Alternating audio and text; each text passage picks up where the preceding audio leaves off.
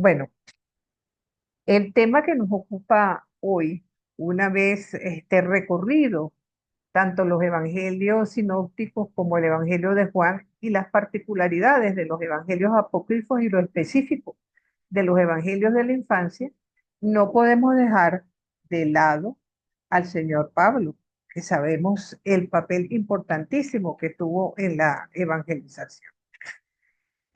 La vida de Pablo es, si se quiere, bastante interesante y bastante señera, por decirlo así, porque nos vamos a encontrar con un individuo sumamente inteligente que de una forma muy particular jugó un papel importantísimo como judío fariseo. Un hombre capaz de tener tal conocimiento que llegó a los pies del gran rabán de Jerusalén, que fue el rabino Gamaliel. O sea que dentro del mundo judío estaríamos hablando de una persona sumamente destacada.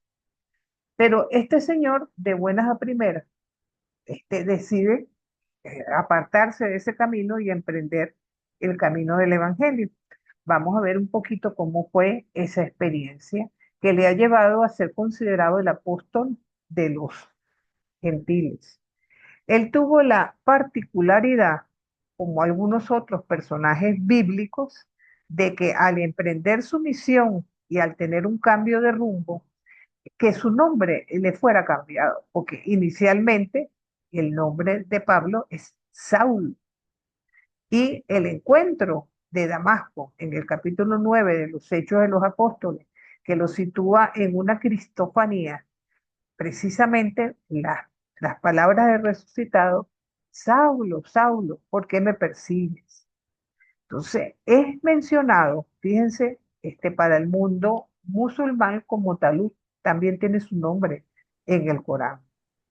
Y es mencionado como Saúl en los Hechos de los Apóstoles y en las cartas paulinas, como Primera de Corintios, el capítulo 15 también, y la Primera de Tesalonicenses, como Pablo. Ahora, en el llamado o el encuentro con Jesús resucitado, es mencionado como Saúl.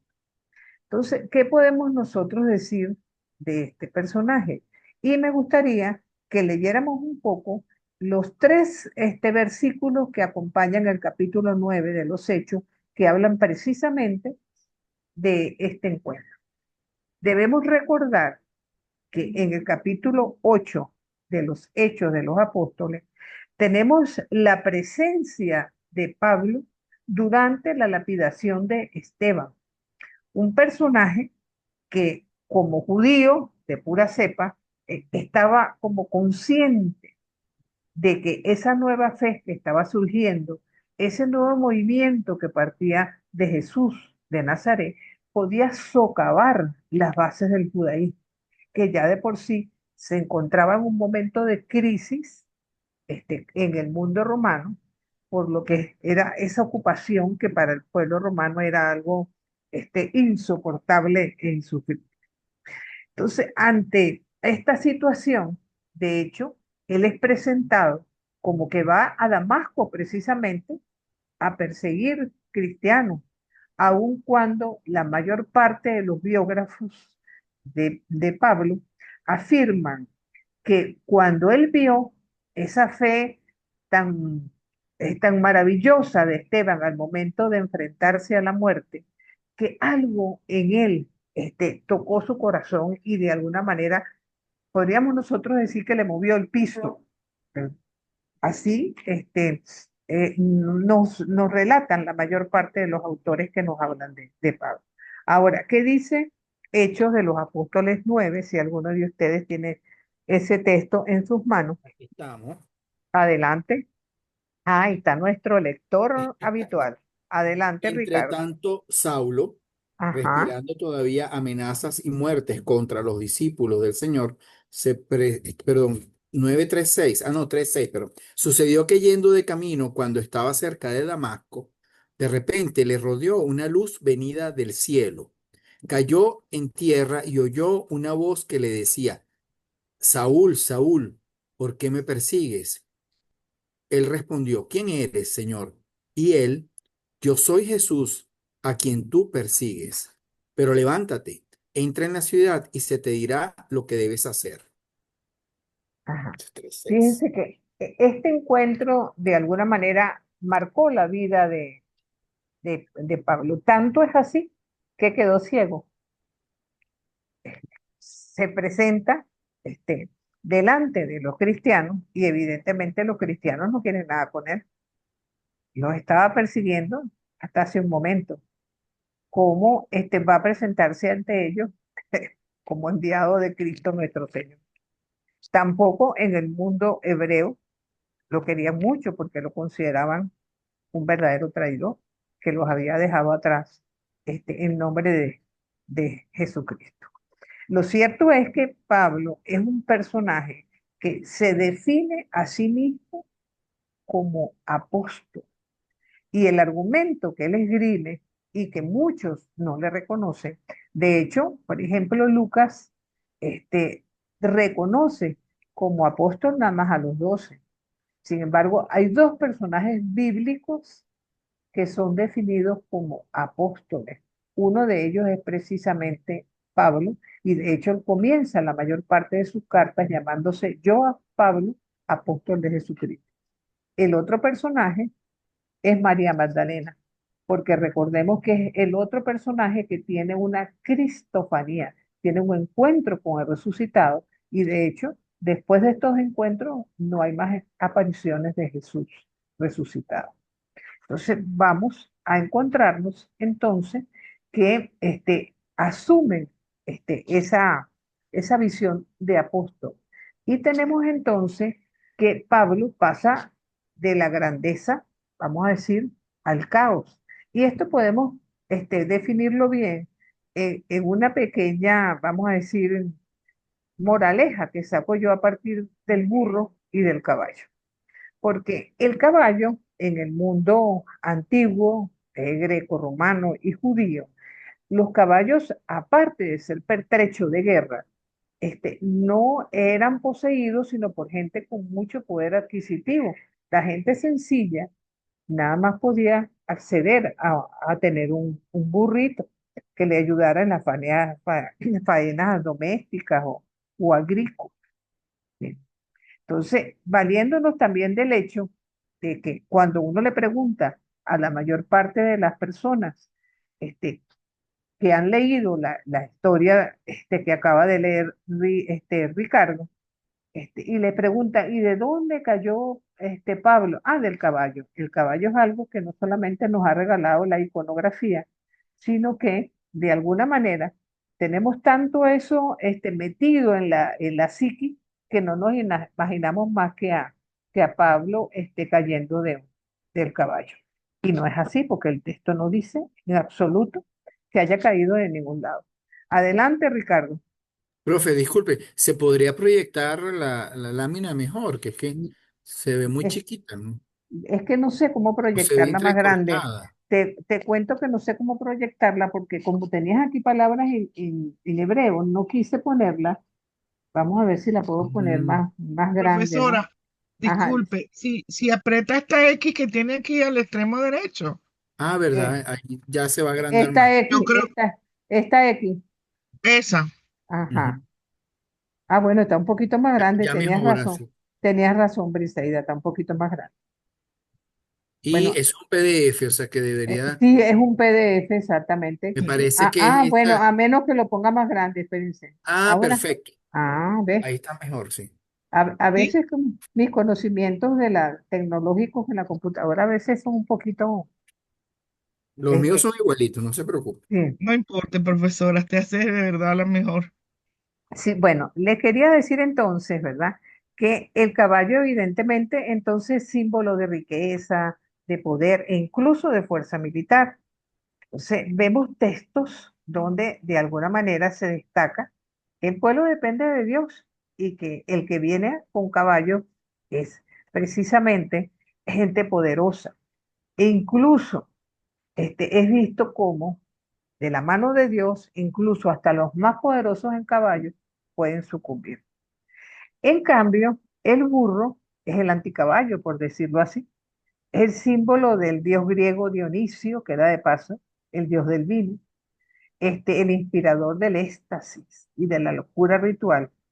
Y para los romanos, cuidado si para los judíos también, encontrarse un burro por el camino era presagio de desgracia, así como mucha gente dice que si se le atraviesa un gato negro va a pasar algo malo.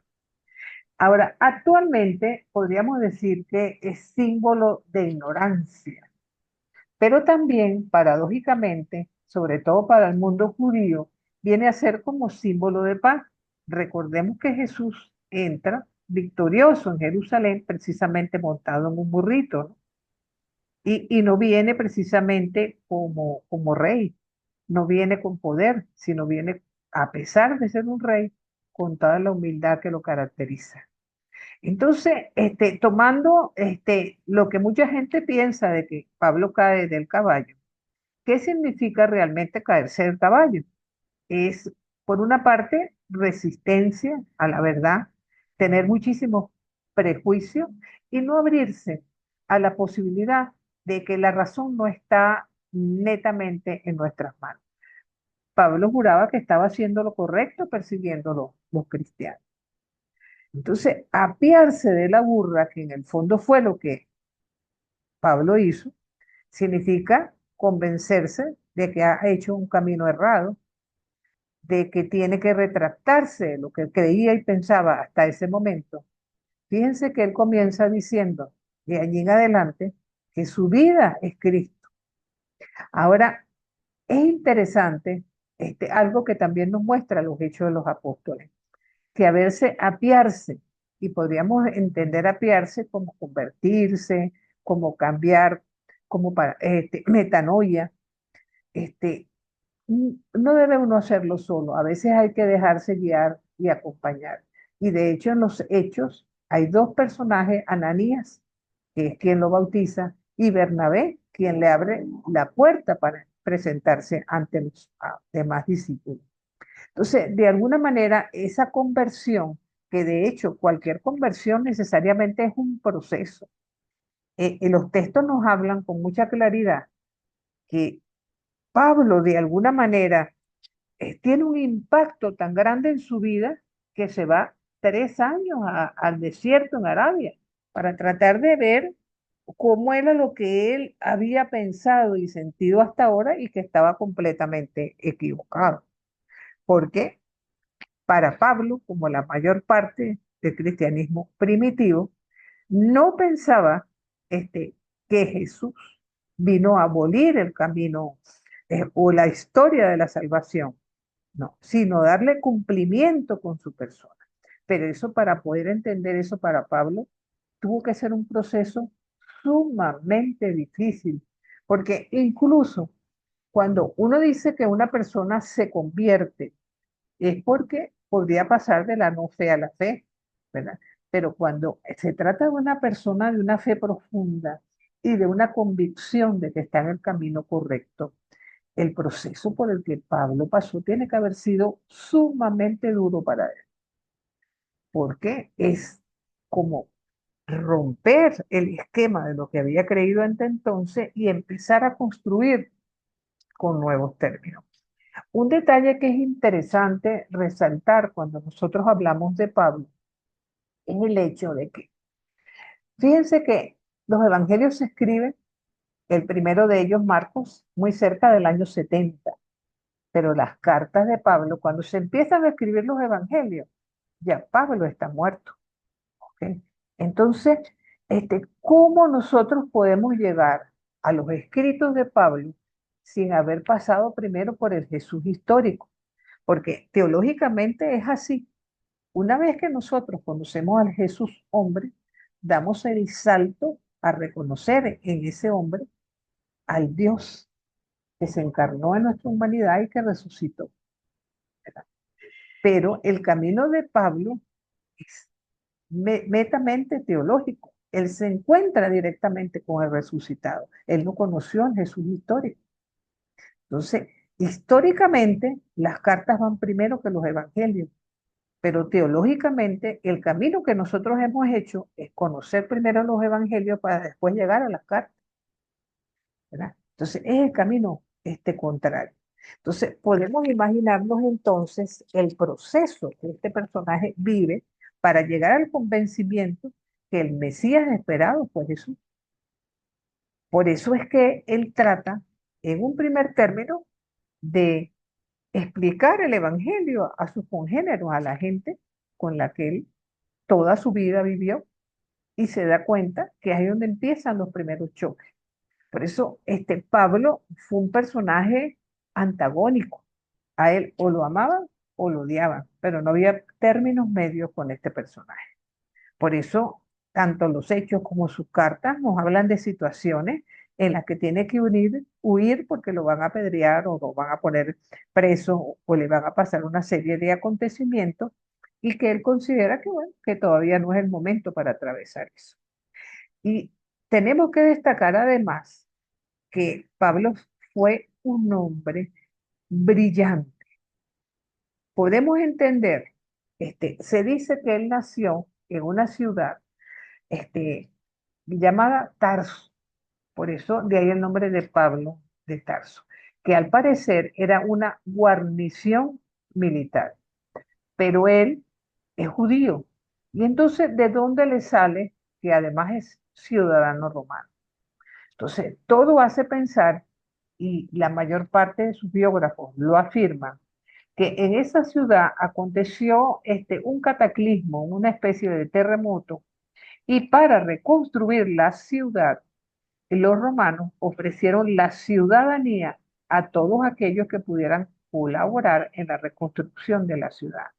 Por eso se cree que los padres de Pablo este, precisamente obtuvieron la ciudadanía de esa forma y él, por ende, como su hijo, también la tuvo. Entonces, y en esa ciudad él aprendió el oficio de las tiendas de campaña, siendo precisamente una guarnición militar. Este, probablemente ese oficio era muy valorado en dicha ciudad. Pero básicamente su punto de partida y su origen es el mundo hebreo. Él lo evidencia en algunas de sus cartas. Fíjense cómo empieza el capítulo 1 perdón, el capítulo 11, versículo 1 de la carta a los romanos. Digo entonces, ¿acaso ha desechado Dios a su pueblo? De ningún modo, porque yo también soy israelita y se define como descendiente de Abraham y de la tribu de Benjamín. Aquí un poco lo que les decía, no se sabe en qué momento emigró la familia de Pablo a Tarso, es lo que atestigua Lucas en los Hechos de los Apóstoles. Pero recordemos siempre lo que comentamos al hablar de Lucas. Siempre Lucas va a ser como un complemento a lo que Pablo diga, nunca para desmentir, porque las cartas de Pablo son un testimonio directo en tanto que el Evangelio de Lucas y los Hechos son testimonios muchísimos años posteriores a las cartas. Incluso se dice, y así lo atestigua Jerónimo, San Jerónimo, que inicialmente la familia de Pablo era de la Galilea. Hay quienes creen que hacia el año 6 aproximadamente de nuestra era fue el nacimiento de Pablo, aunque no hay certeza al respecto. Sí se sabe que tenía una hermana porque es mencionada en los Hechos de los Apóstoles, pero no se habla ni de que haya estado casado, ni que sea viudo, ni nada. No, no hay mayores datos acerca de Pablo. Por otra parte, en la carta a los filipenses nos habla de que como todo judío fue circuncidado al octavo día y viene otra vez a recordar que es de la estirpe de la tribu de Benjamín. Hebreo de hebreos, o sea, cuando uno dice hebreo de pura cepa, por llamarlo de alguna forma. Pero aparte de la influencia hebrea, vamos a encontrar también, y evidentemente, que tuvo una influencia romana muy marcada, precisamente por vivir en un contexto completamente romano. Debemos estar conscientes que después del exilio de Babilonia, cuando muchos judíos empezaron a vivir fuera de Judea, una de las características era de que tenían como una especie de gueto en esas ciudades. Ellos no vivían entre el resto de la población, sino que buscaban tener, diríamos nosotros, como barrios propios donde ellos sencillamente, allí donde vivían las familias judías, en un contexto donde la mayor parte de los ciudadanos hacían asambleas de ciudadanos, lo que se conoce con el nombre de eclesía y que posteriormente vino para nosotros a ser el sinónimo de iglesia. ¿Verdad? Entonces ellos necesitaban, vamos a decir, ese contexto propio para tratar de no dejarse contaminar en ese mundo con ideas tan dispares, donde para ellos cualquier pequeño desvío podía ser causa de impureza, podía ser causa de, de contaminación. Cuidado que tenían no solamente con respecto a su persona, sino también a las comidas y a las celebraciones litúrgicas, sobre todo lo relativo al sábado. Y la mayor parte de estas ciudades tenían pequeñas sinagogas en las que los judíos de la diáspora acostumbraban a ir los domingos a practicar el Mikhan, que era la reunión de por lo menos 10 varones que comentaban la Torá y los profetas. Y así trataban de alguna manera de no contaminarse con el entorno que los rodeaba. Entonces, eso de algún modo también marca la vida de Pablo, que podemos suponer que Pablo tiene que haber sido un personaje que hablara dos o tres idiomas, porque debería hablar el latín como ciudadano romano, el hebreo como judío y probablemente también hablaba el griego. ¿Por qué decimos esto? Porque escribe con sus cartas en un griego perfecto, por una parte, y se percibe en algunos de sus escritos una gran influencia de grupos griegos de pensamiento que, vamos a decir que del 400 antes de Cristo en adelante, tuvieron un pensamiento caracterizado por ser netamente filosófico y se destacan tanto el cinismo como el estoicismo y se cree que parte de esto, de este sentir, pues también formó parte de lo que es la savia educativa de, de Pablo de Tarso, que evidentemente en la diáspora configura su misión. ¿Qué toma de estos grupos como el cinismo y el estoicismo? La idea de vivir en comunión ante el único Dios verdadero, la obediencia a la ley, la necesidad de ocuparse de los más pequeños dentro de las comunidades, este, de alguna manera, al ocuparse de los pequeños, también ocuparse de los que estaban en situación de minusvalía, como los esclavos. Por lo tanto, aceptar simpatizantes para Pablo era algo bastante normal. Entonces, el acercamiento a los paganos, del cual debemos precisamente, se lo debemos a Pablo, probablemente, ¿verdad? Tiene mucho que ver con esta apertura de pensamiento que Pablo, de una u otra forma, va denotando a lo largo de sus escritos. Entonces, y de alguna manera, él siempre trató de llevar un camino de ortodoxia en el que no se dejara llevar por algunos sincretismos que consideraba que de alguna manera iban a velar el verdadero mensaje de Dios para las comunidades. Incluso la existencia de la Torá, existencia de la Biblia, de alguna manera fue fomentando en él la necesidad de vivir ante esa presencia constante de Dios. Entonces, todo esto, ¿verdad? Nos llega a seguir considerando que él es un personaje bastante, vamos a decir, por ende, no voy a decir la palabra ambiguo porque a veces cuando uno dice que alguien es ambiguo es como que pareciera que no es de ninguna parte.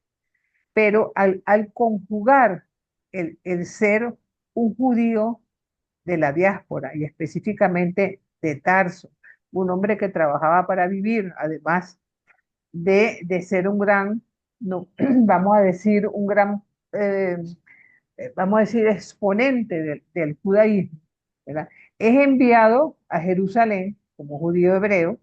Allí presencia la admiración de Esteban. Eso de alguna manera hace que él se convierta en un personaje importantísimo porque él va a ser quien lleve la pauta de, de hacer que el cristianismo no siga creciendo, de perseguir a los que están hablando que Cristo es el Señor. Y resulta que de buenas a primeras se convierte en un judío cristiano que lo primero que hace es intentar volver a su judío para que los hermanos suyos vean lo que él ve con tanta claridad. Sabemos que la respuesta en general del mundo judío hacia Pablo fue negativa. Como les dije antes, quizás lo consideraban un verdadero traidor, por no decir otra cosa. Ahora, en eso vamos a tener el cuerpo paulino. Y aquí, la primera observación que tengo que hacerles es que a pesar de que 14 cartas llevan el nombre de Pablo, solamente 7 son las que salieron de su puño y letra. Esto es algo que está claro para la mayoría de los autores, porque al leer dichas cartas empezaron a notar una serie de situaciones o de contextos relativos a lo histórico que les llevó a considerar que se estaba hablando de acontecimientos que eran muy posteriores a la muerte de Pablo. Ahora, ¿por qué seguimos considerando las Paulinas? Porque probablemente Pablo tuvo discípulos que, vamos a decir, en el contexto de la escuela paulina, escribieron el resto de las cartas que él no escribió, las cuales vamos a clasificar, en primer lugar, las 7 cartas originales, evidentemente, posteriormente las deuteropaulinas, segunda de Tesalonicenses, Colosenses y Efesios, y finalmente las cartas pastorales, escritas bastante tarde, quizás a finales del siglo primero. Y entonces ya vamos a decir, las situaciones pastorales mencionadas en dichas cartas hablan de una iglesia ya en plena evolución, donde de paso eh, tenía ya muchísimos, pero muchísimos años de muerto Pablo. Incluso la carta a los hebreos se cree que haya sido escrita por un tal Apolo. Entonces, esa es una postura que afirman muchos autores pensando que Apolo probablemente era discípulo de Aquila y Priscila y que puede haber tenido la oportunidad de haber sido discípulo de Pablo también. Adelante, Ricardo. Porque esa denominación deuteropaulina, o sea, más allá de Pablo, así como deuterocanónico, más allá Bueno, del canon, y las recuerda otras que son ajá, simplemente pastorales. ajá, deutero quiere decir segunda, deutero, ¿ok? Entonces, al ser deutero Paulina es Paulina segunda o después de Paulina. O sea, con eso tratan de decir, siguen siendo, ¿cómo se llama? Con el pensamiento de Pablo, con el mensaje paulino, pero ya reescritas del puño y letra de Pablo. Como Paulinas de segundo orden, eso lo entiendo. Bueno, algo así. ¿Y por qué las Serían otras son pastorales y no? porque para el momento que se escriben las cartas de Pablo, vamos a decir que todavía la situación histórica es muy diferente a las pastorales. Ya en las pastorales se ve que hay una organización eclesial. Ya para que haya una organización ya ha pasado cierto tiempo para que el cristianismo ya haya tomado un poco más de peso, vamos a decir así. Sobre todo desde el punto de vista de lo que fue, por una parte, la tradición verbal que posteriormente se convierte en escrita. Y entonces vamos a decir que de aquí de las cartas pastorales, a mirar para atrás, ustedes ven el contenido de las cartas pastorales, hablan del servicio dentro de las comunidades, algo que no está tan claro este, en las cartas ni en las propias originales de Pablo como en las deuteropaulinas. ¿Ven? Adelante, Isabela. No sé si escuché bien, profe, pero Aquila y Priscila tuvieron algo que ver con la autoría de las Deuteropaulinas. No, ellas lo que tuvieron que bien es que ellas hablaban de un discípulo llamado Apolo, que fue discípulo Ah, ok. de ellas y que ellas convirtieron al cristianismo, de un judío, un prosélito. Entonces, algunas, vamos a decir, algunas vertientes dentro de quienes han estudiado la vida de Pablo y de las cartas, asumen que quizás en la carta a los hebreos, que más parece una homilía que una carta, pudiera haber sido Apolo el autor de dicha carta. Pero eso no pasa de ser más que de una presunción, de una teoría, por decirlo de alguna manera. Ahora, fíjense que vamos a ver un poquito las cartas originales de Pablo. La primera carta escrita de Pablo fue la primera carta a los tesalonicenses en el año 51. Esa fue la primera carta escrita. Entonces, ¿cuál es el contenido de esa carta? Básicamente, la preocupación es por la inminente segunda venida de, de Jesús, todo lo relativo a la parucía, ¿verdad? Entonces, la tranquilidad que se le quiere dar a la comunidad, porque muchos cristianos por la fe en Cristo han muerto. Entonces piensan, bueno, ellos van a resucitar al igual que ustedes. Entonces, de alguna manera, es un llamado a estar siempre en Cristo, a estar siempre con Él, porque así como Jesús resucitó, ellos también van a resucitar en esta manera. Entonces, por eso está llena de normas, de comportamiento, de exhortaciones, ¿verdad? Y sobre todo, como les digo, el tema central es el de las parucías. Ajá. José, adelante. Profe, justamente en este orden cronológico, en el canon de la iglesia sale primero como las cartas paulinas, las romanos, carta a los romanos. Sí. Cumple el mismo criterio que sucedió con los evangelios, es decir, fue la carta que era más conocida, la más eclesial, y por ende, al momento de hacer el estudio, fue la primera a ser aceptada.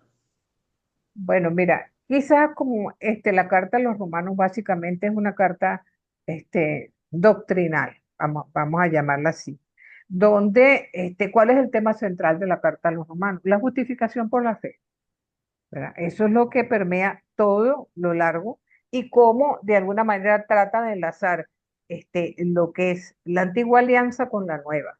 Ahora, yo no se las puse ahí en el orden, le pongo primero la de Tesalonicense, porque es la primera que escribió. Ahora, no hay tanta seguridad en qué momento, si cuáles fueron las cartas de la prisión, cuáles las que no, ¿verdad? Lo que sí les puedo garantizar es que las cartas, tal como están allí, pertenecen a la pluma de Pablo, ¿verdad? Entonces, ya que nombraste romanos, vamos entonces a meternos con los romanos. Resulta que la carta a los romanos, ¿por qué es el interés de hablar a la comunidad? Sobre todo una comunidad tan grande, porque Roma era el centro del mundo en ese momento. Y recuerden que la idea de Pablo era que había que llevar el evangelio a todo el mundo conocido y llegar a Roma prácticamente era como, ya llegaste a donde tenías que llegar, pues al tope, a lo máximo, ¿verdad? Por eso es que esta carta él la dirige a todos los cristianos de Roma, ¿verdad? Llamándolos hermanos queridos, sin ningún tipo de distinción. Entonces, como les decía, el tema principal de esta carta es la justificación por la fe, y sobre todo los 4 primeros capítulos completamente. Después viene la participación del creyente en el misterio de la muerte y la resurrección de Cristo como novedad de la existencia humana. Después, la preocupación histórico, salvífica y misionera acerca de lo que tiene que ser la unidad entre judíos y gentiles, que está presente sobre todo entre los capítulos 9 y 11, ¿verdad? Y de alguna manera, de ahí el resto, todo es hablar del amor, por encima de todo, el amor. Entonces, incluso en esto de la unión de los judíos y cristianos, él habla lo que sería el evangelio de Israel y para Israel, ¿verdad? Entonces, yo creo, y contestándote un poco, José, a lo que me estabas preguntando, a veces la primera división que se hace es la que se queda, ¿no? Y es probable como para nosotros, digamos, este, el, el texto guía hasta Vaticano II fue el texto de San Jerónimo, el de la Vulgata. Y ese orden que él mantuvo allí, ese orden en cierto modo se ha conservado. Yo creo que para nosotros los cristianos del siglo XXI, si nos cambiaran el orden, más bien nos daría como claridad, sobre todo si nos los van poniendo cronológicamente en el momento en que cada uno de sus textos se redactó. Pero probablemente no había tanta claridad como la tenemos hoy, en qué momento fue escrita cada una de ellas, de qué forma y de qué manera pues se fue dando. Pero básicamente esa es, digamos, a grosso modo la explicación. Después de eso tenemos la carta primera y segunda a los Corintios. Ahora, ¿qué pasaba con el testimonio de Corinto que es muy diferente al de Roma? Adelante, José.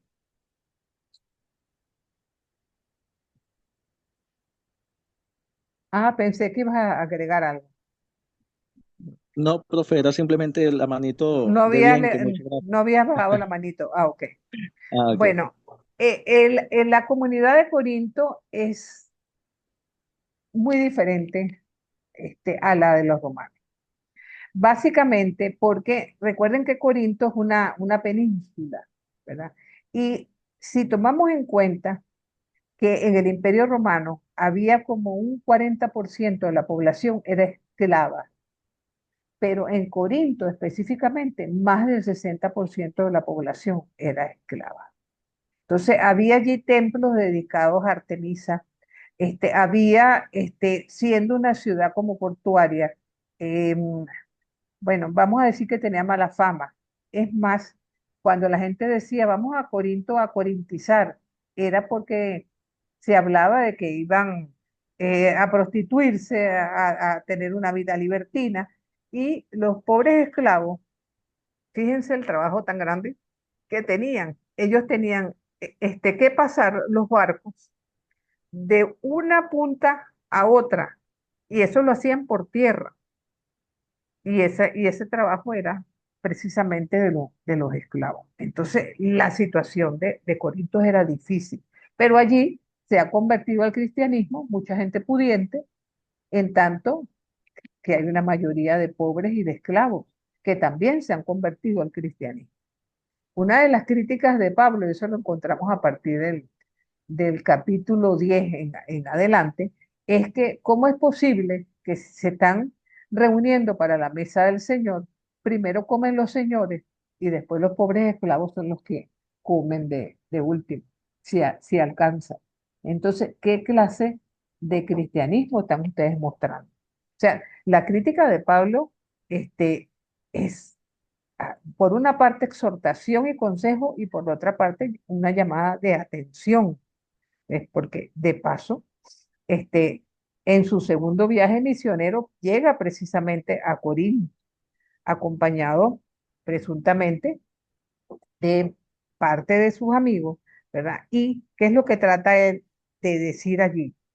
Bueno, eh, exhortar a lo que es a la comunión, el amor, la importancia de mirar los cristianos unos a otros como parte de ese cuerpo místico de Cristo, la importancia del ágape, de algún modo, eh, les exhorta a dar testimonio de una u otra forma.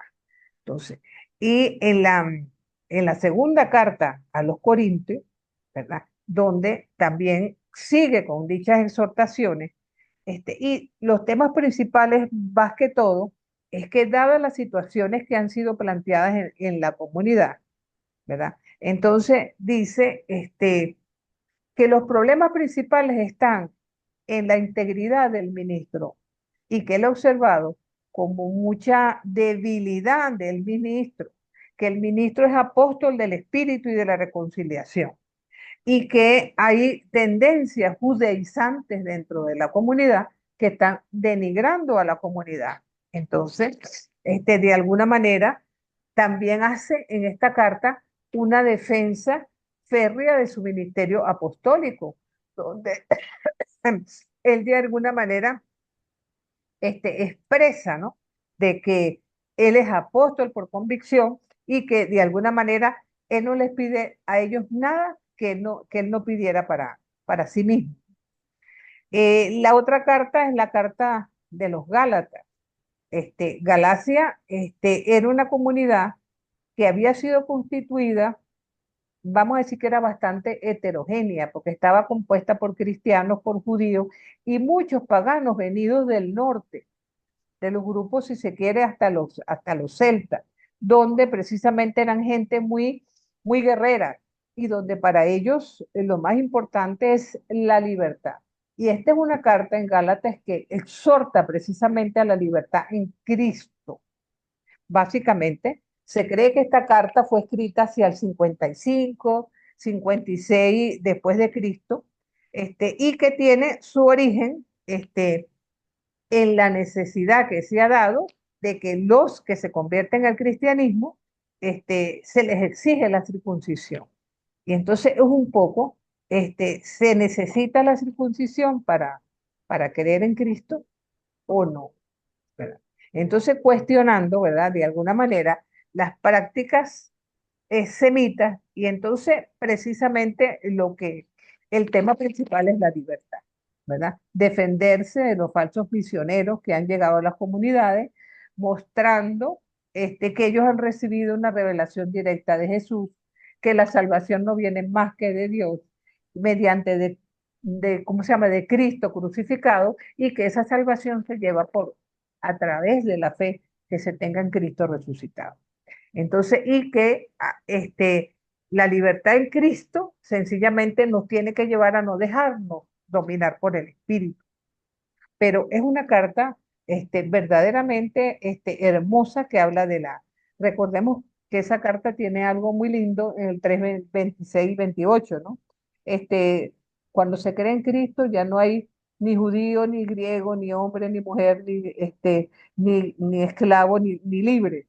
Entonces, de algún modo se los está regalando la oportunidad de, de considerar, ¿verdad? Y de estar, como quien dice, consciente, ¿verdad? De que la libertad en Cristo de alguna manera nos tiene que llevar a hacerlo, como decía San Agustín, tenemos que hacer lo que tenemos que hacer, no es hacer lo que nos da la gana, sino hacer lo que tenemos que hacer porque nos da la gana. Entonces, la otra carta propia es la de los filipenses. Filipenses que tiene ese himno cristológico en el 2:6 en adelante, que es una belleza, escrita a los cristianos de Filipo, y que fue, si se quiere, el centro del amor absoluto de Pablo con la comunidad con la que tuvo más cercanía, con la que llegaba como que si estuviera llegando a su casa con toda la confianza y la tranquilidad. Esa es una carta que habla del misterio de Cristo. Es una carta que prácticamente nos regala el himno cristológico. Yo no sé si ustedes han tenido la oportunidad de leer el capítulo, bueno, sí, lo hemos escuchado en la liturgia, ¿no? Cuando dice que él compartiendo la naturaleza divina, no tomó la condición de siervo para ser uno más entre los hombres y encontrándose en la condición humana, ¿verdad? Y se rebajó hacia sí mismo, incluso hasta la muerte y la muerte en cruz. Y por eso Dios lo engrandeció y le dio el nombre sobre todo nombre. Es una carta bellísima para que toda rodilla en la tierra y en los abismos se doble ante el nombre del Señor. Bellísima, bellísima esta carta. Y en esta carta, evidentemente, entonces, el misterio de Cristo, que está presente en signo cristológico, también resalta la dimensión bautismal del cristiano y, por supuesto, la dimensión eclesiológica. Es una carta extraordinariamente bella.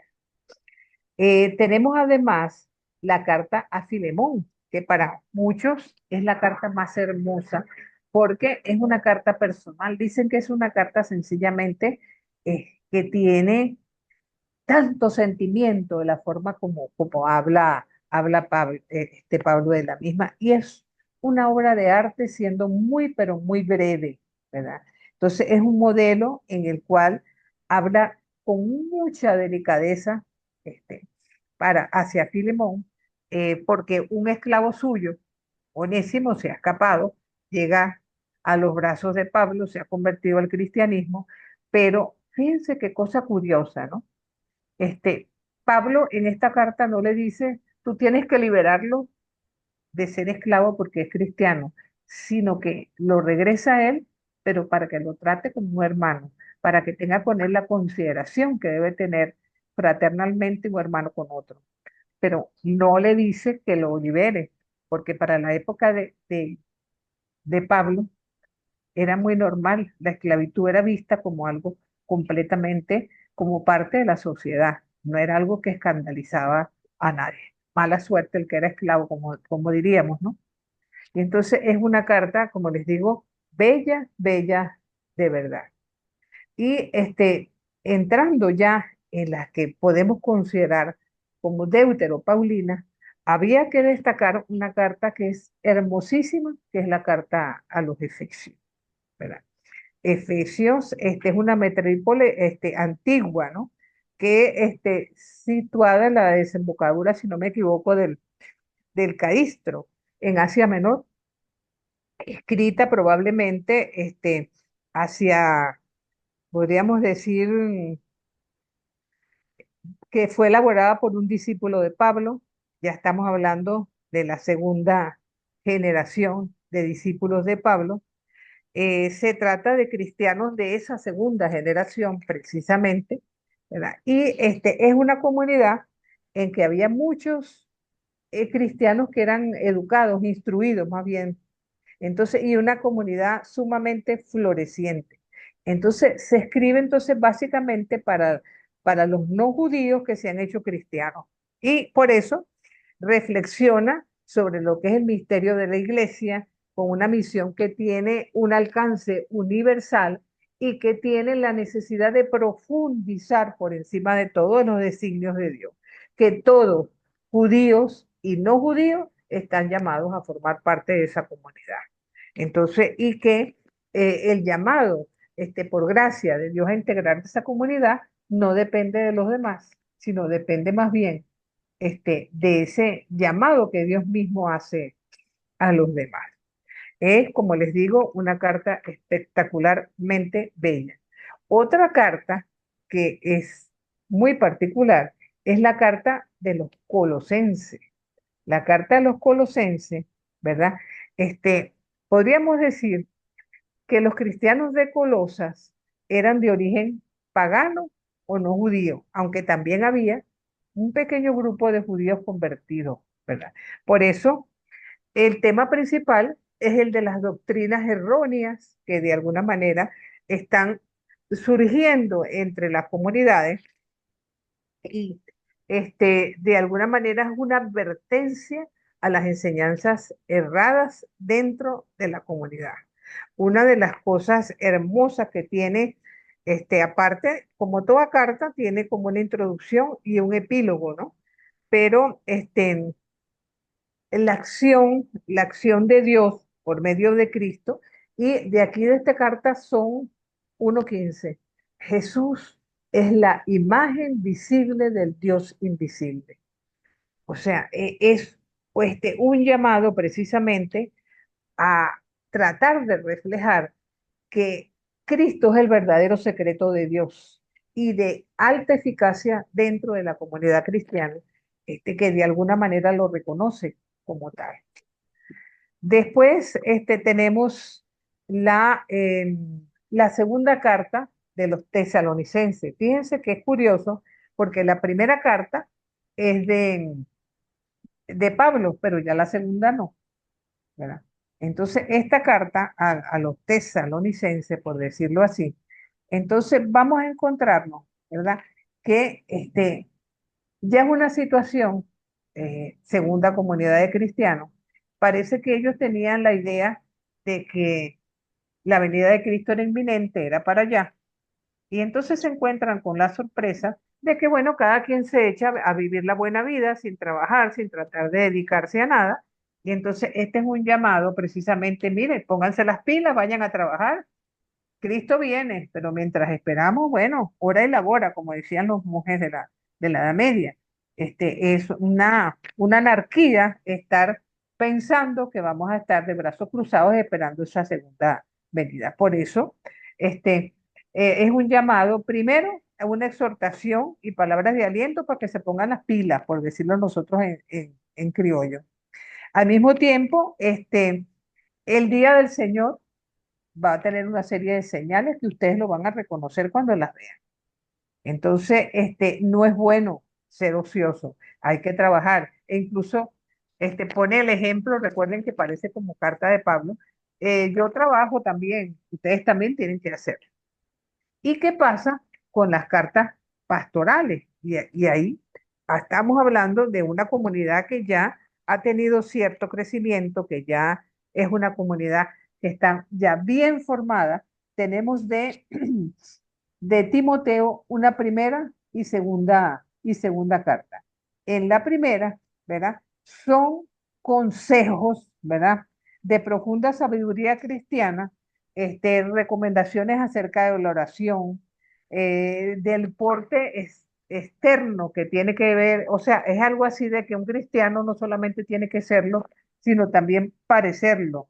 Entonces, los papeles prácticamente de los obispos, de las viudas dentro de la comunidad, de los diáconos, que van definiendo la iglesia, cimentada en Cristo, pero de alguna manera es una exhortación como para que nadie se salga del papel que le corresponde como tal. En tanto que la segunda, la epístola de Timoteo, ¿verdad? Han llegado ciertas noticias, ¿verdad? Reiteradas acerca de discípulos, que enseñan el error. Entonces es un llamado como al origen, a dar, nueva vida a los carismas recibidos. Pero recordemos que este es un momento en que los carismas ya se han ido apagando. Ya tenemos literatura escrita y donde el papel de la mujer de alguna manera también se fue eclipsando dentro de las comunidades. Y estas cartas son bastante fuertes con las mujeres.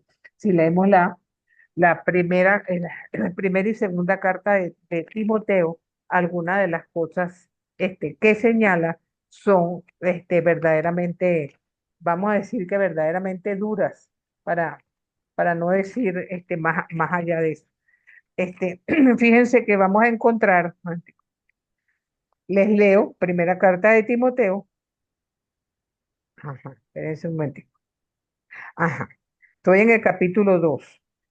Las mujeres sepan vestirse de gracia y buen juicio, en vez de estarse adornando con peinados rebuscados, horas, joyas o vestidos caros. Que se adornen con buenas obras como corresponde a mujeres piadosas. Que la mujer sea sumisa y aprenda en paz.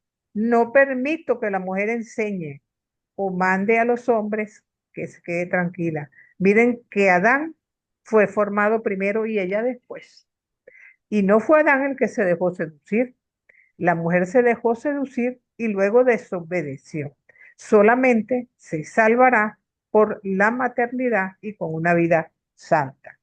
Entonces, les hago la acotación de lo que dice esta carta en este momento, porque si leen con atención la carta a los Romanos, capítulo 16, cuando Pablo se despide de la comunidad, hace mención de 26 personajes, de los cuales 10 son mujeres. Mujeres de las que habla, en modo bastante notable, ¿verdad? Empieza a hablar de mujeres como diáconos, mujeres como apóstoles, Entonces, Pablo se rodeó de mujeres que también en la labor evangelizadora lo ayudaron a expandir el evangelio, sobre todo en la diáspora, en el mundo pagano. Pero ya para el momento que se escriben las cartas pastorales, ya hay una eclesiología que ya limita ciertos papeles de las mujeres y eso se ve con claridad. También tenemos la carta de Tito. Ajá. Entonces, aquí no abundan las reiteradas recomendaciones que vamos a encontrar en las cartas de Timoteo, pero sí exhortaciones, obispos, ancianos, jóvenes, esposas, como en las otras epístolas, ¿verdad? Busca de alguna manera em, destacar que la salvación nuestra es gratuita y ha sido gratuita precisamente por la gracia de Dios, que en la vida cristiana hay que estar pendiente de la esperada parucía, pero mientras tanto, ¿verdad? Bautizados en el Espíritu, hay que de alguna manera trabajar en esta vida para tratar de poseer la vida eterna en la otra. La carta a los hebreos, que sería la última carta del epistolario paulino, el tema central es la fidelidad que se debe marcar en la persecución. Entonces, fíjense que ya estamos hablando de un momento de persecución y como les digo, esta carta, más que una carta, parece una homilía. Menciona el sacerdocio de Cristo, el sacerdocio de todos los creyentes, la superioridad de Jesús por encima de los ángeles, Jesús como sumo sacerdote, es, consumado al estilo de Melquisedec y hace como un recuento de la historia de la salvación en lo que va mencionando desde, vamos a decir, desde los patriarcas hasta llegar, pasando por los acontecimientos del Éxodo para llegar precisamente a lo que es la presencia de Cristo muerto y resucitado. Entonces, esa es un poco la temática, pues, de las cartas paulinas. Ahora, yo sí quería mencionar lo siguiente. Las cartas o las comunidades paulinas, recordemos que algunas fueron formadas por Pablo, otras sencillamente se instalaron comunidades cristianas a las que Pablo envió su mensaje.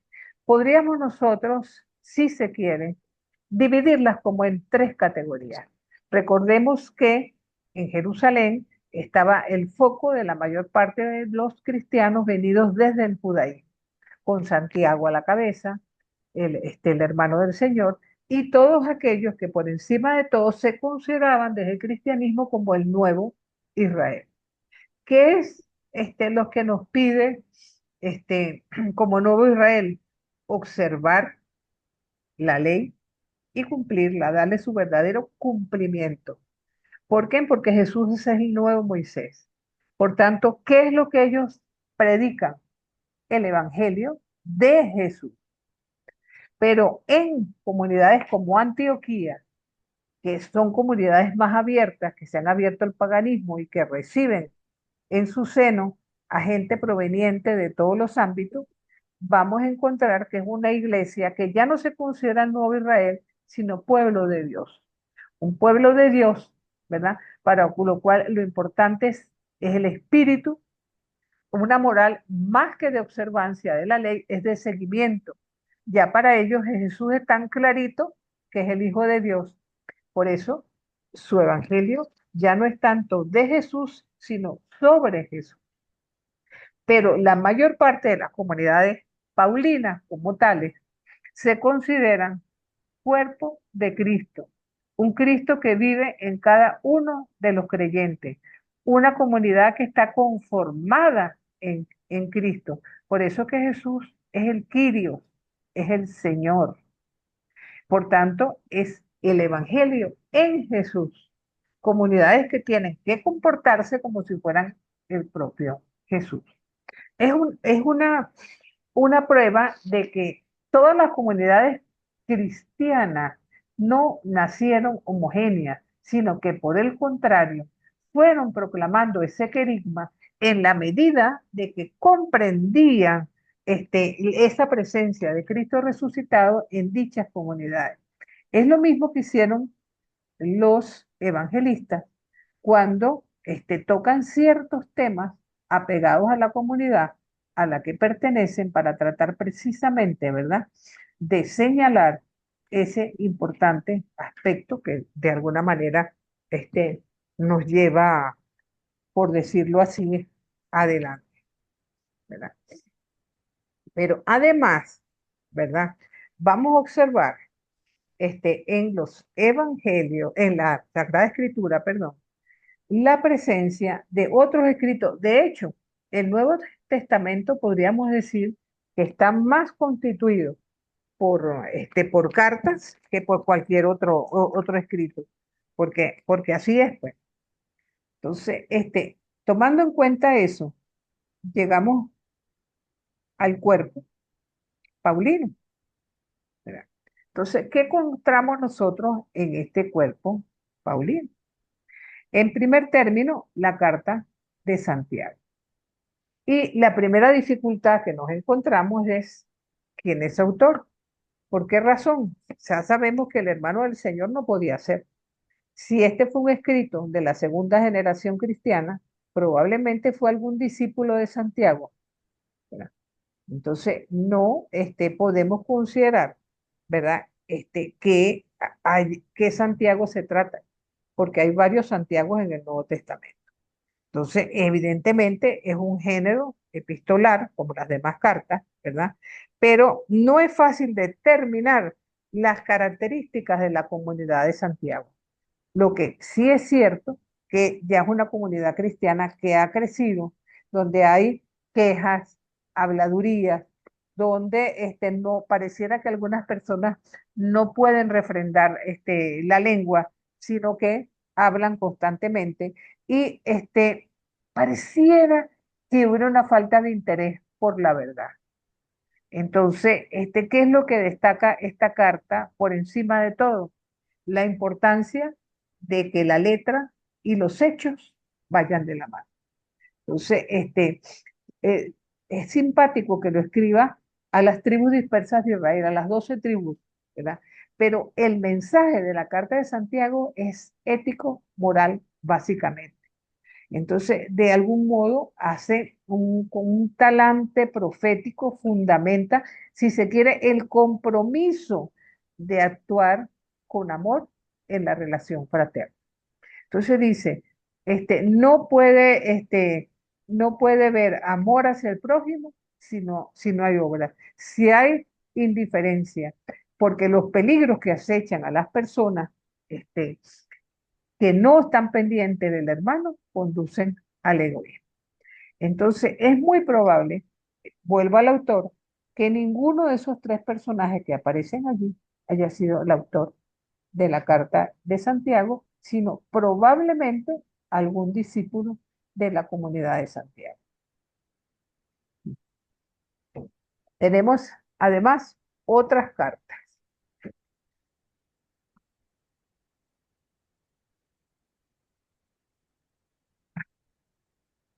Tenemos de Juan, ¿verdad? Tres cartas atribuidas a él. Hoy por hoy, la mayor parte de los autores afirman que el evangelista Juan y la primera carta de Juan son obras del mismo autor. Se considera que de una u otra forma el tipo de escrito, la pluma en que se señala pues la forma de expresarse por encima de todo obedece a una misma pluma. No es el mismo caso, ¿verdad?, de la segunda ni la tercera carta. Entonces, pero en el fondo todas van a tener, vamos a decir, el mismo talante. El tema principal de la primera de Juan es la comunión, la dimensión trinitaria de la revelación divina. Entre las personas nombradas en la carta aparecen muchas referencias al Dios Trinitario, Padre, Hijo y Espíritu Santo. Lo que genera la palabra que es verdaderamente asumida dentro de la comunidad de fe y el amor. Dice algo muy bonita, dice quien dice amar a Dios, a quien no ve, pero no ama a su prójimo, que sí lo ve, es un mentiroso. O sea, con mucha claridad, participar del amor de Cristo es inseparable de la comunidad de hermanos. Entonces, es un llamado de atención para quienes surcan, pues, un camino contrario a la posibilidad de amar por encima de todo. La segunda carta de Juan pone de manifiesto y de hecho habla de la comunidad elegida, utiliza ese nombre. Entonces es capaz de insertar el amor fraterno, o sea, pareciera en continuidad con lo expresado en la primera carta de Juan. Entonces dice que todos en la comunidad son hijos de la iglesia. Entonces el comportamiento cristiano está amenazado, si se quiere, por todos aquellos, ¿verdad? Que como falsos maestros están socavando la comunidad y están desviando lo que es la auténtica y verdadera doctrina de Cristo. Y la carta tercera de Juan, esa sí se sale completamente del esquema, porque está dirigida es a un personaje y ya no a una comunidad, un personaje llamado Gallo. Entonces, este personaje parece que ha logrado destacarse dentro de la comunidad porque se porta bien con los hermanos, porque evangeliza, porque es un hombre que de alguna manera se porta como debe ser un verdadero cristiano, pero hay otro dirigente de la comunidad llamado Diotrefes, que lo critica constantemente, de alguna manera trata de socavar su autoridad y de alguna manera esta carta es un llamado precisamente a ese señor para que deje vivir al otro, para que lo deje ser, pues para que de alguna manera deje de lado lo que es la envidia, el encono, que la fidelidad a Cristo la pueden vivir ampliamente ambos personajes, sin necesidad de que ellos tengan que imitarse el uno al otro o de uno sobresalir tratando de denigrar al otro. Entonces, es muy bonito porque en el fondo trata de señalar la necesidad, esa necesidad de ser hermanos realmente, ¿no? También tenemos la carta de Judas. La carta de Judas, aquí volvemos al problema del autor. ¿Es Judas Tadeo el apóstol? No. Sí, es una carta, evidentemente, de tinte judío, porque viene de una comunidad de judíos convertidos al cristianismo, probablemente discípulos de Judas. Muchos consideran que el hermano de Santiago. Es imposible que por la fecha de redacción se trate del apóstol. La fecha de la redacción es incierta, pero es bastante tardía. Y una cosa bien interesante, al igual que la tercera de Juan, habla de falsos maestros, del juicio de Dios, ay Dios mío, de los, ¿cómo se llama? De muchos personajes del Antiguo Testamento que señala, ¿verdad? Y es una comunidad que ha sido amenazada su fe, la fe que ha sido transmitida por los discípulos. Entonces, la común salvación es el tema principal. Incluso esta carta es bien curiosa, lo hablamos cuando hablamos de los apócrifos, porque tiene una referencia a la carta de Enoc, que es un texto apócrifo, y al testamento de los 12 patriarcas. Eso lo vemos básicamente en el versículo 9, cuando habla de la muerte de Moisés y pareciera darse como una diatriba entre el diablo este, en contra del ángel de luz que tratan de tener una disputa por el cuerpo de Moisés. Ahí se ve un poco la presencia de esa literatura apócrifa, que en la carta de Judas sirve para señalar a todos aquellos que se están comportando como diablos dentro de la comunidad y que hacen, por supuesto, separando a la comunidad realmente. Y finalmente, ¿verdad? Tenemos las cartas de Pedro atribuidas al apóstol Pedro. Nuevamente, estamos ante la situación de que no fue Pedro quien las escribió. De hecho, la segunda carta de Pedro es el último escrito del Nuevo Testamento, o sea que difícilmente puede haber sido escrita por este personaje. Bueno, entonces, decíamos entonces, ¿verdad? Que como género literario es una carta, la primera de Pedro, que está dirigida a los cristianos del Asia Menor en el año 64 aproximadamente, dice por manos de Silvano, pero en el año 64 está vivo Pedro todavía. Por eso se piensa con mucha claridad que debe ser precisamente un discípulo de la comunidad petrina. Es una carta que está fácilmente señalizada en tres partes. La primera tiene que ver con la identidad y responsabilidad de los cristianos. La segunda, con la responsabilidad de los cristianos en la sociedad, por lo que da una serie de consejos morales para la vida cristiana en lo individual y en lo colectivo también. Y la segunda carta de Pedro, que como les digo, es el último escrito del Nuevo Testamento. Se considera que fue escrita hacia el año 100, 125 aproximadamente. O sea que es un escrito pseudoepigráfico, por llamarlo así. Entonces, Dios mío, ¿qué pasó aquí? Bueno, entonces anima, por supuesto, ya en un momento que pensamos en adelante, Briseida. Por favor, profesora, ¿qué significa eso de pseudoepigráfica? Que resulta que tú eres muy famosa, ¿verdad? Y entonces yo tengo que escribir una carta, pero como yo no soy famosa y tú sí, entonces yo digo que fue Briseida que la escribió.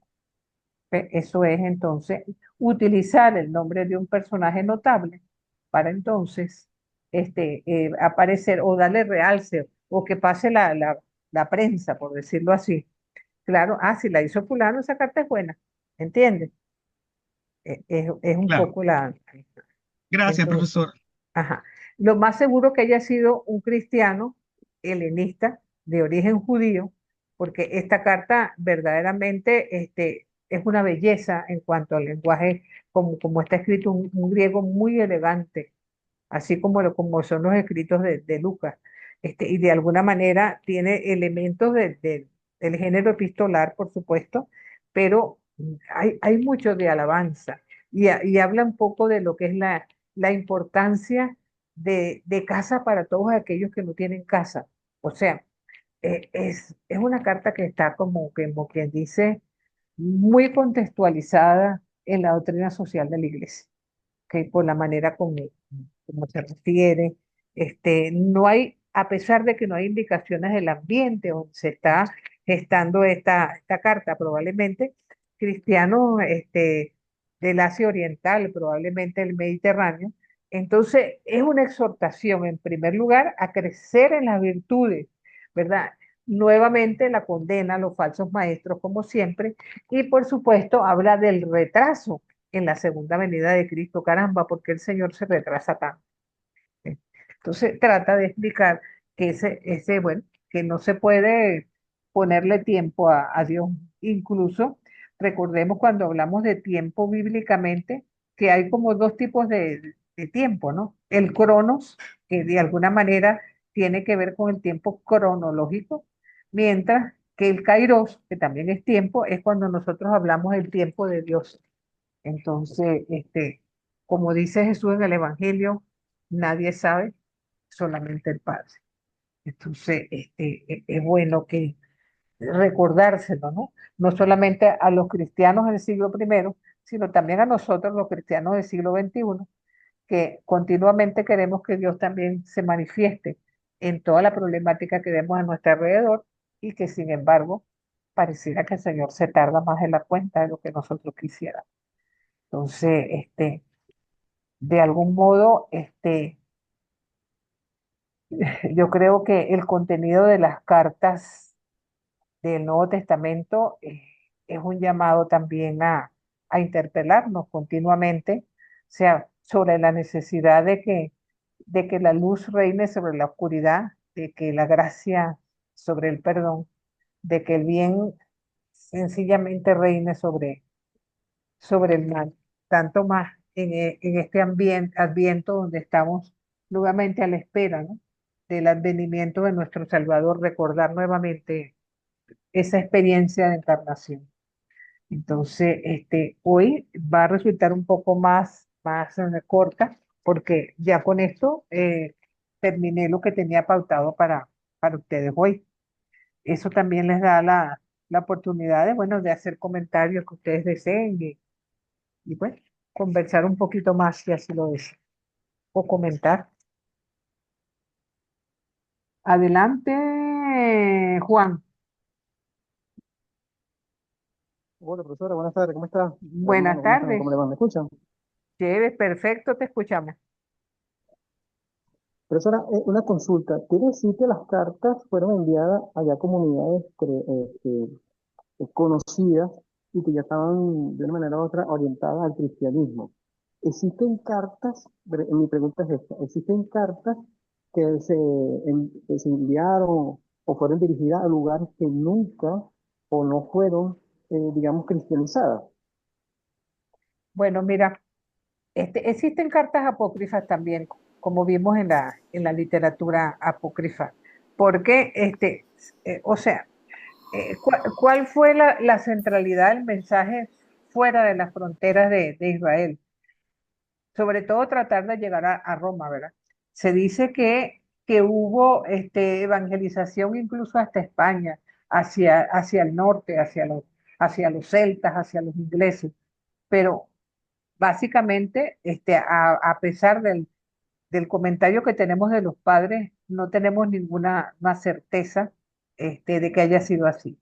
Tenemos los testimonios que se han hecho de los apóstoles, ¿no? De que si llegaron hasta Asia, que si llegaron hacia Turquía, que llegaron hacia una serie de lugares que no son mencionados en los textos bíblicos.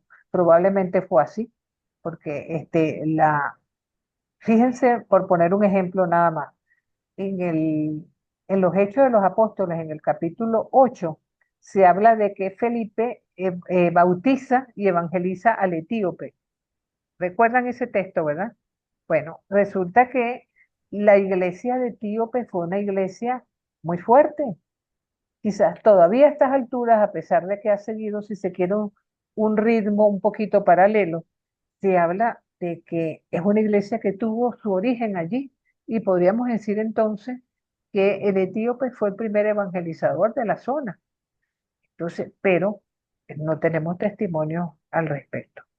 Probablemente los haya y es bastante probable que sea como literatura apócrifa si seguimos investigando, pero en los textos bíblicos no se nos señala.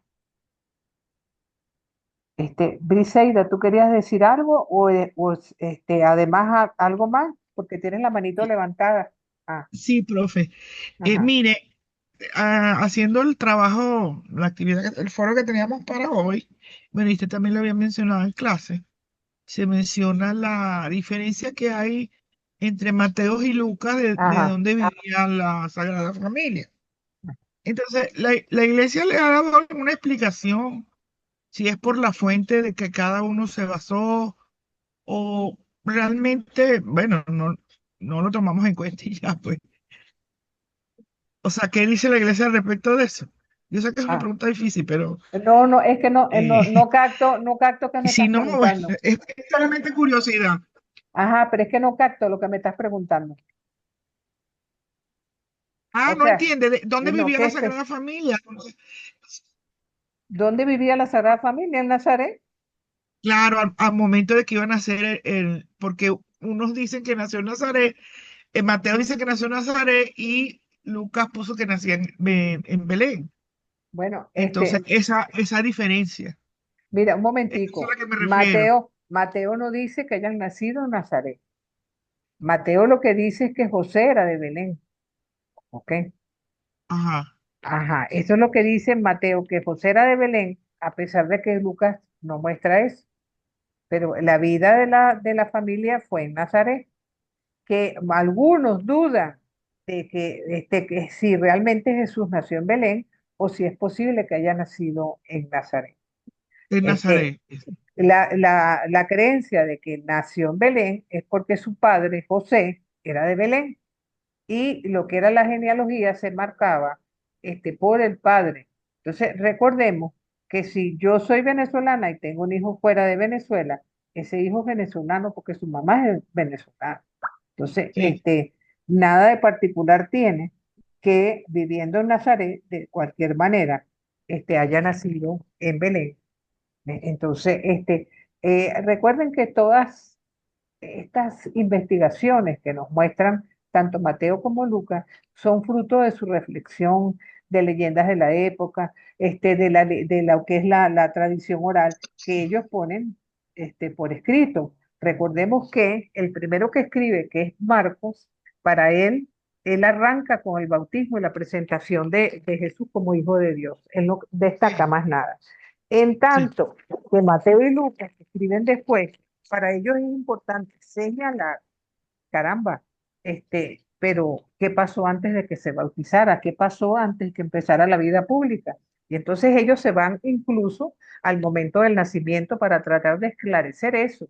Pero ya cuando tenemos a Juan, ¿verdad? Juan todavía se va más allá, se va al Génesis, se va a la preexistencia para decir que Jesús es la palabra del logo que siempre estuvo. Entonces, es fruto de la reflexión de la comunidad a la que va dirigido el mensaje en momentos concretos, porque cada uno de ellos escribe en un contexto histórico diferente, con necesidades diferentes, que necesitan seguir proclamando el querigma, pero a la luz de cómo ellos están entendiendo la realidad en ese momento. Adelante, José. Gracias.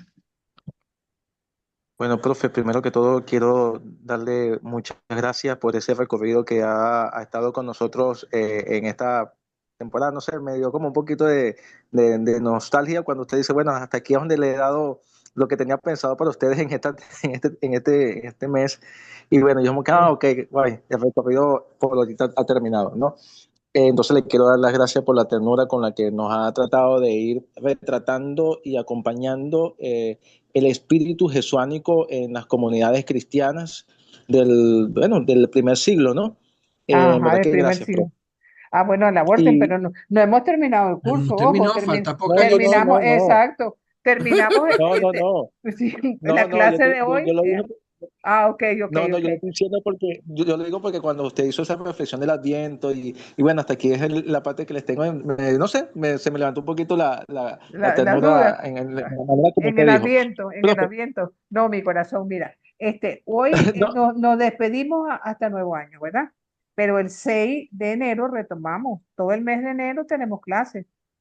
¿Entiendes? claro, claro. Lo que es que solamente tienen un ensayo del papel de Pablo como propulsor del cristianismo en el mundo pagano, y el trabajo final. Ya no les pongo más para que ustedes tengan también libertad con otras materias que tienen de poder entonces cumplir con todas las actividades que se las están exigiendo. Profe, de Entonces, todas maneras, le quería preguntar, ajá, es un poco más como precisar, me llamó mucho la atención cuando usted hace la distinción de los tres tipos de comunidades cristianas en aquel momento, la de Jerusalén, ajá. la de Antioquía y las Y Paulinas. la Paulina, sí. Eh, en algún momento, creo que en la carta de Gálatas, no sé si es Gálatas o Tesalonicenses, lo cierto es que se hace ver que Pablo le orienta a sus comunidades a sobrecargar unas con otras las cargas, valga la redundancia, porque bueno, estaba Tesalonicense. pasando. Ah, ok. Ujú. Estaba pasando el tiempo y el Señor nada que venía, entonces pasaba el fenómeno que sucedió en la comunidad de Jerusalén, que la comunidad de Jerusalén, según tengo entendido, más bien se echó un poquito como que al aire, así como que bueno, en cualquier momento viene y empezaron a pasar necesidad. Y fueron las comunidades paulinas que auxiliaron a la comunidad de Jerusalén, tengo entendido en ese aspecto. Ojo, caso que me llama muchísimo la atención porque siempre en las predicaciones cristianas se nos muestra como la mejor de las comunidades, la comunidad de Jerusalén, en esa famosa frase que dice, miren, miren cómo se aman, ¿no? Siempre Ajá. se realza la comunidad de Jerusalén como miren cómo se aman, pero sí, se aman mucho, pero no discernieron bien los procesos. Entonces, me gustaría que me precise, profe, quizá porque no escuché muy bien, la comunidad de Jerusalén realzan el evangelio de Jesús, porque ellos se ven como el nuevo Jerusalén, el nuevo Israel. La Ujú. comunidad de Antioquía, el evangelio es sobre Jesús, es una eclesiología, como quien dice, acerca de lo que Jesús representa, El pero pueblo de Dios. no sé quién acompañaba a esa comunidad de Antioquía. Bueno, recuérdate Pero no que sé quién acompañaba mira, recuerden que las comunidades paulinas no todas las fundó Pablo, ¿ok? Algunas, Ok, por ejemplo, él fundó Filipenses, la comunidad de Filipenses la formó él, pero no constituyó la de Roma, ni constituyó la de Galacia, porque eran comunidades que ya estaban hechas. Entonces, cuando en las cartas se atacan las problemáticas concretas de dichas comunidades, que no todas tienen las mismas dificultades. Por eso que les decía que las comunidades cristianas no habían nacido homogéneas, sino muy heterogéneas. Cada una proclamaba el querigma de la muerte y resurrección de Jesús, pero también adaptado a las necesidades de las comunidades. Por eso que uno ve esa riqueza, esa variedad que hay presente allí. Y entonces yo creo que eso es lo maravilloso del cristianismo, porque eso es lo que nos ha permitido creer. Por ponerles un ejemplo, eh, Pablo es ¿cómo se llama? El apóstol de los gentiles, el que se va hacia la periferia, fuera de las fronteras de Israel y empieza a pregonar que el que cree en Cristo, la libertad en Cristo lo dice todo, ¿verdad? En cambio, vamos a tener a un Santiago, hermano del Señor, que dice que no, que para ser cristiano hay que pasar por el prisma del judaísmo. Vamos otra vez a lo que es la comunidad de Jerusalén. Esa comunidad tiene que pasar por la circuncisión, tiene que estar apegada a la ley, tiene que tomar en cuenta todo lo que proviene del mundo judío. Y tenemos a un Pedro, que podríamos situar en el medio de estos dos personajes. Una punta tenemos a Pablo, la otra punta tenemos a Santiago. Diríamos que en cuestiones políticas podríamos decir que era un Nini, ¿ok? Y en Gálatas precisamente, lo critica Pablo y le dice, bueno, ¿cómo es que tú te portas como gentil cuando estás con los gentiles y te portas como judío cuando estás con los judíos? No tendrías que portarte siempre igual. Ahora, estamos hablando de tres tipos de cristianismo, ¿verdad? Con tres personajes que son prototipos de comunidades diversas. Pero ¿qué es lo que importa en cada uno de estos personajes? Ellos parece que no se ponían de acuerdo tan fácil, pero los tres murieron por Cristo. Entonces, eso es lo que nos distingue a los cristianos. Podemos tener diferencias, pero nuestra cabeza es Cristo. ¿Ve? Ellos fueron capaces de morir por Él. ¿Y nosotros? ¿Ve? Ese quizás sea la pregunta. Isabela. Ok, bueno, yo me he sentido tal cual como lo expresó nuestro compañero José, muy como en contexto, ¿no? Intento llevar a mi vida cotidiana todo este aprendizaje. Quisiera hacer la pregunta si está planteado en la institución alguna clase presencial, porque creo que aparece bajo la modalidad híbrido. Y no sé por qué planteo esto, porque no sé cuántas personas son de Caracas, pero sería chévere, según su disposición, profe, que planteáramos alguna clase presencial. No sé, así nos conocemos y vamos también haciendo comunidad. No sé, Claro, una bueno, idea loca que se mira, me... yo no tengo ningún problema. De hecho, yo empecé a dar estos cursos siempre presenciales, ¿ok? Yo nunca di curso por internet. Eso vino a partir de la pandemia, ¿ok? El problema que se presentó a nivel de posgrado es que hemos tenido alumnos del interior y hasta del exterior en algunas oportunidades. Y entonces eso ha sido, vamos a decir, propicio para que entonces las clases, los cursos se den precisamente netamente por internet. Los de posgrado, sabemos que pregrado sí se está dando en la mañana y los muchachos van y eso. Pero esto está previsto, que se trate de que eventualmente pudiéramos tener alguna o dos clases presenciales a lo largo.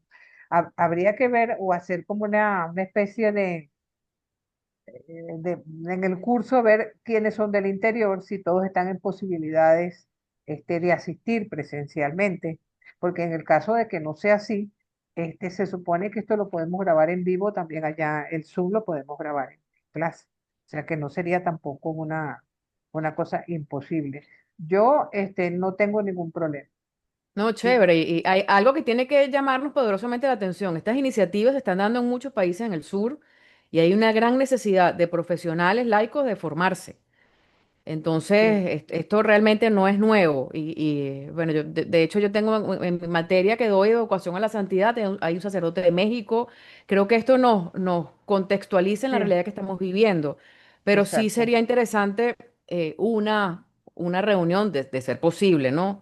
O sea, creo que ese encuentro es interesante, sobre todo para ir formando comunidades. Creo que es la idea, porque esta formación, por lo menos creo que para muchos no va a quedar aquí. Esto continúa. claro, claro, ¿No? así Entonces, es. bueno, Mira, por la parte mía, cuenten conmigo si propician un espacio de ese tipo, yo con mucho gusto, con mucho gusto.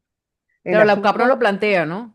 O sea, sí, no hay problema en que se plantee. Es más, eso está previsto que pudiera ser, vamos a decir, mixto, pues, que pudiera haber clases presenciales y otras por internet. Vuelvo y repito, la dificultad ha sido, yo no sé cuántos alumnos del interior habrán en este curso. Algunos de los que están presentes ahorita son del interior. Yo, Yo, Deyanira, yo Va a de ver, Barquisimeto. ¿verdad? De Yanira de Barquisimeto, exactamente. yo De de Yanira. Puerto Ordaz, pero vivo Ah, en Caracas eventualmente. Pero ah, Yo soy, puedo estar Marisol, aquí. yo soy Marisol, de Coro. Coro, ya tenemos tres. Yo soy de Cumaná, pero puedo ir. Ah, ya tenemos cuatro. Ve, entonces, miren, sí podrían contemplar la posibilidad. Miren, nosotros tenemos previsto, ya va, en ese momentico, las clases serían el 6 en enero, un momentico. El 14 no, 6 13 y 20. Yo creo que el 20 terminamos las clases. Cualquiera de esos 3 días pudiera darse, quizás el 6 no, porque está como muy fresquito, ¿no? Pero podrían ustedes ponerse de acuerdo si están dispuestos y las 3, 4 personas que son del interior, yo me llevo mi computadora, me conecto allá para que ustedes también tengan la clase normalmente, exacto. pero con la presencia o sea, presencialmente el resto de los que son de Caracas. Es lo que se me ocurre, pero pudiera ser o el 13 o el 20. Pónganse de acuerdo, y me dicen, no hay ningún problema. Se ponen de acuerdo con el día, yo hablo con el padre Néstor y le digo que nos vamos a ir a encontrar. No hay problema. Excelente idea, Isabela. Así que ustedes dirán, y así tenemos la oportunidad de conocernos, porque yo los conozco por la voz, pero hasta ahí llego. Sí, me parece Adelante, importante vernos sí, y adelante, encontrarnos. Johnny. Así es. Adelante, Johnny.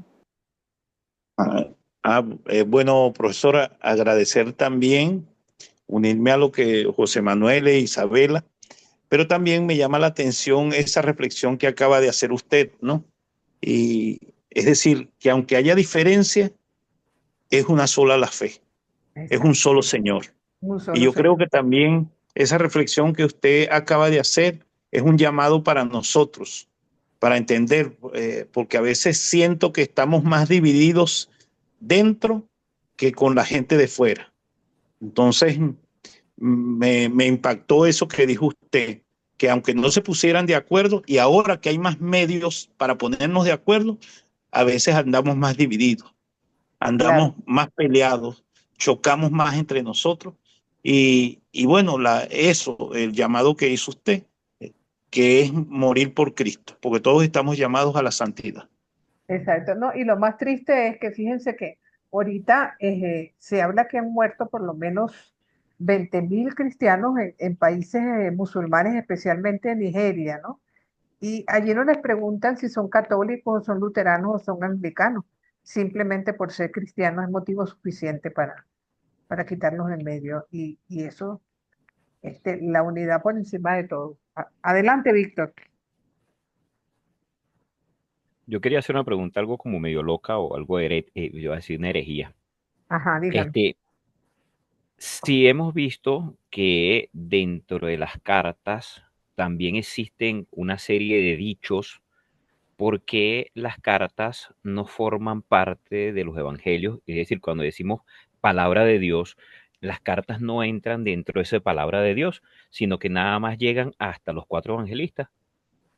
Pues mira, cuando estamos en la liturgia y se lee cualquiera de estas cartas, palabra de Dios también. Claro, Este, lo que me refiero es que las tomamos para los a la lectura del Evangelio, tomamos a los cuatro Evangelios, pero las tomamos la segunda carta del apóstol, como segunda lectura, pero no como a la lectura del Evangelio como tal. O claro, sea, ¿por qué nos porque, centramos nada más en los cuatro evangelistas? bueno, porque es el centro que habla precisamente de la vida de Cristo. Y fíjense que después de Vaticano II es que tenemos este regalo de que hay una lectura del Antiguo Testamento que diga relación con el Evangelio, que haya un salmo como un instrumento de oración y que haya una segunda lectura que puede ser escogida de cualquiera de estas cartas, incluso de las cartas católicas o las cartas de Pablo. El problema también está que la liturgia está muy recortada. Y recuerden que Ok, este, en 3 años se supone que nosotros deberíamos haber recorrido toda la Biblia con los tres ciclos, ¿no? Ahorita empezamos Mateo. Mateo, después Marcos, después Lucas. Y Juan en los tiempos fuertes. Pero hay textos que nunca se proclaman. Y entonces ese es un problema incluso para los evangelios, porque no todos se proclaman. Y eso es lo que hace que muchas veces desconozcamos muchas cuestiones bíblicas que cuando uno lee con detenimiento dice, caramba, yo nunca me había fijado en esto, nunca había leído esto. Entonces, de algún modo, un poco siguiendo la tónica de Isabela, yo creo que es nuestra necesidad de profundizar en esa palabra de Dios, es algo que no se agota, ¿no? Nunca vamos a correcto. abarcar completamente todo, pero bueno, se hace camino al andar. Estamos haciendo ese camino juntos y bueno, sigámoslo haciendo, pues. Apoyémonos unos en otros como nos recomiendan las cartas católicas. Amén. Sí. Adelante, Ricardo. Sí, profe, dos cosas. Una, usted mencionó, que esto me hizo como un ruidito, usted mencionó que las cartas existían antes de haberse escrito los evangelios. Las de Y Pablo, las las de auténticas de Pablo, Pablo, las auténticas de de Pablo Pablo. estaban escritas antes de que se escribieran los evangelios. Y Ajá. mencionó algo de la tradición oral que no lo entendí bien, si es que estas cartas también vienen de la tradición oral y después fueron escritas, No, o no, las cartas son testimonios directos, vamos a decir así, porque son directos. O sea, escritos, son unas cartas escritas por un determinado personaje. ujú, Lo que yo les estaba expresando era el hecho de que Pablo muere en el año 67-68. Si estamos hablando que de las 14 cartas atribuidas de él, solamente salieron de su pluma 7, ¿verdad? ujú, Entonces, tienen que haber sido escritas antes de su muerte. antes de su muerte, claro. Correcto. Ahora, ¿qué pasó con las otras 7 y qué pasó con las 7 cartas católicas, ¿verdad? Que fueron escritas después del año 70.